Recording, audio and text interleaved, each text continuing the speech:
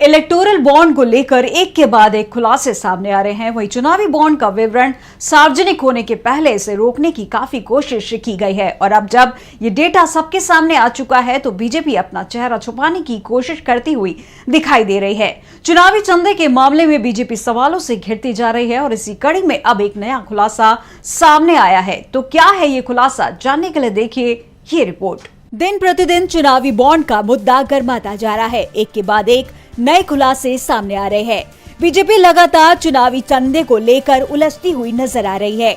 गुरुवार को चुनाव आयोग की वेबसाइट पर जारी डेटा में खुलासा हुआ कि बीजेपी को सबसे ज्यादा चंदा मिला है। यही नहीं, बाकी राजनीतिक दलों को मिले चंदे और बीजेपी को मिले चंदे के बीच का फासला भी अधिक पाया गया। उसके बाद एक और खुलासा सामने आया जिसने बीजेपी की मुश्किलों को और बढ़ा दिया है।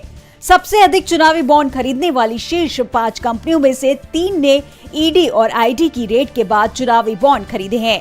उन कंपनियों की लिस्ट भी सामने आई जिनके दरवाजे पर केंद्रीय एजेंसियों ने दस्तक दी, जिसके बाद उन्होंने भर भर के इलेक्टोरल बॉन्ड खरीदे। और अब एक नया खुलासा सामने आया है जहां 30 कंपनियां ऐसी पाई गई हैं जिन्होंने छापेमारी के ठीक बाद राजनीतिक दलों को मोटा चुनावी चंदा दिया है। कई कंपनियों ने अपने नेट प्रॉफिट की तुलना में कई गुना ज्यादा चुनावी चंदा दिया है। जिन कंपनियों का प्रॉफिट 2 करोड़ भी नहीं, उसने 183 करोड़ रुपए के इलेक्टोरल बॉन्ड खरीदे हैं।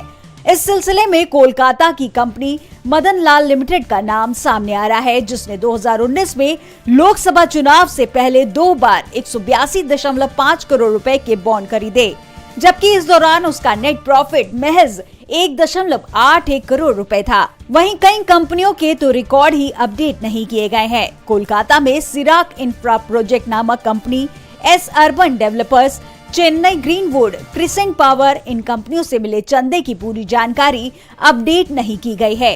एक के बाद एक इन खुलासों ने बीजेपी की नींद उड़ा दी है। अब ऐसे में इन आरोपों से कैसे बीजेपी अपना दामन बचाएगी, ये देखने वाली बात होगी।